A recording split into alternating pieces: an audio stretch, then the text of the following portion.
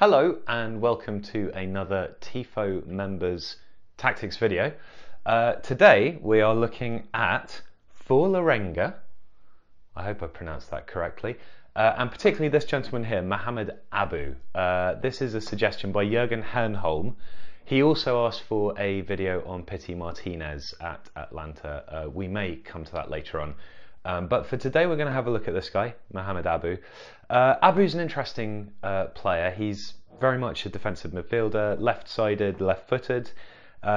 His first ever club, he was bought or signed from a youth setup in Accra in Ghana by Manchester City of all people. Straight away went on loan to Strømsgodset, which is also in Norway. He then sort of flitted around a bit. He had a loan spell at Eintracht Frankfurt when they were in the Bundesliga 2, didn't make any appearances. He was at Lorient, he was at Rayo Vallecano, he went to Aarhus in Denmark. The only places he's really played have been Strømsgodset, Vålerenga, and also he played about 24-25 games, I think, for Columbus Crew in 2017. So he's an interesting guy to look at because, as we'll see, and first of all we'll kind of explain how Vålerenga play, but he's a very, very tidy player. He's good at what he does, so why hasn't he done more? Why hasn't he kind of graduated from playing, you know, a decent level of football in Norway's top flight? But there are some attributes there that make you think maybe he could have pushed on a little bit. But so Vålerenga as a side, actually in some ways not dissimilar to Montreal Impact, who we looked at last week. And they're managed by Ronny Deila, who mostly has managed in Norway, but also had a 2-year spell with Celtic. They're quite a counter-attacking team. So you've got Abu here in the midfield pivot. You've also got Felix Myra or Magnus Levken. Very compact, play quite close together. Abu is by no means a first choice, by the way. He sort of plays about half the games. Ahead here, this is a sort of, you know, 3-1 setup. You will also find Vålerenga playing in a 4-4-2 with these guys tucked back a little bit and sort of a 1-1 or 2-up formation here. They vary it a little bit depending on opposition. Crucial guy here is Sam Adekugbe, I hope I pronounced that correctly, who is the left back. Now he gets forward an awful lot, and what you find is that these guys are tucking in, and Vålerenga will basically attack in two different ways. What they'll look to do is, I've just moved my feet, which is something Joe told me definitely not to do. Vålerenga will basically attack in one of two ways. They will either quickly counter-attack into the wide spaces, or they'll tuck in, and if they have to progress the ball more, it'll come through the centre. So what does Abu do in this? Well, he has two major passing options. He passes a lot to his other midfield partner, and he passes a lot to the left back.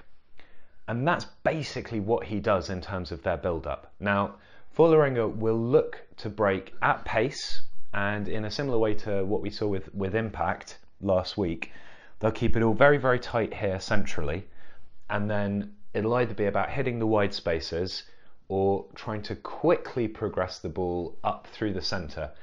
Their strikers, Sam Johnson and Bordfinner, again, not sure I pronounced that correctly, both very quick, both very direct.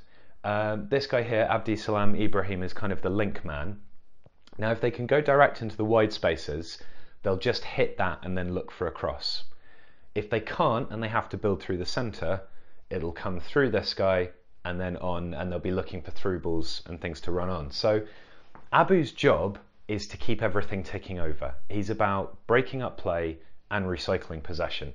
So he'll patrol this area around here, and it's a lot about interceptions. When he wins the ball back, it's either going to the left back on the overlap, or it's going to his midfield partner to then try and release play.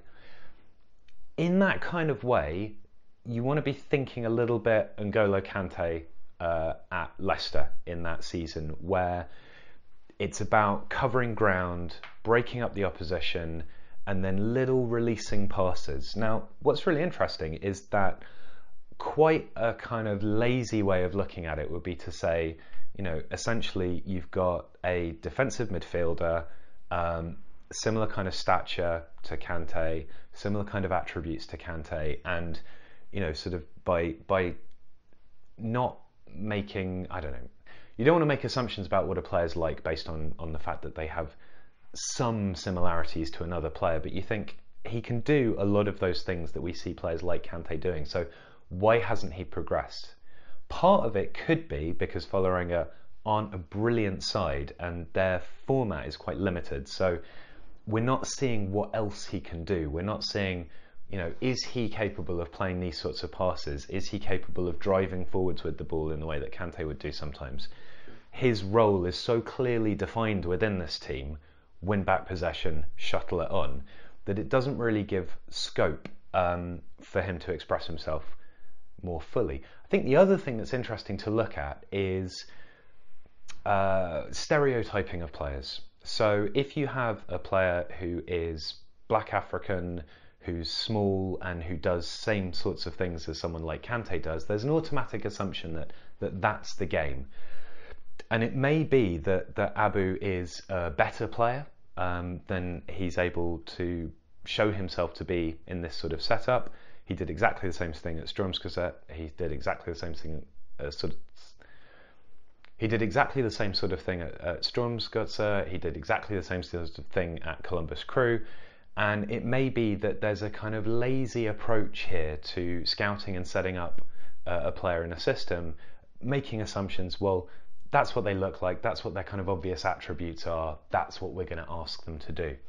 So is he a good player? Yes, he's a tidy player, he recycles the ball well, he wins the ball well, he passes it off to the guys who then make things happen. Is it possible that he's better than that? Yes. I know from somebody that I speak to occasionally that he was scouted by championship clubs, certainly, in his kind of most successful spell in Norway with Strømsgodset. He never really got the chance, and there is, I think, while moving from a league like the Norwegian league to a league like the Championship is a fairly natural step in terms of kind of cultural acclimatization, styles of football, and so on. It's also not a league with a huge amount of quality. So you can find yourself pigeonholed as a player, you can find yourself pigeonholed within a league, and that could maybe reduce the chances of making the next step that a player like Abu could possibly be capable of. Not, however, likely at this point. He's 27. He's probably found his level by the age that he's at now. So that's a look at Mohammed Abu from Vålerenga.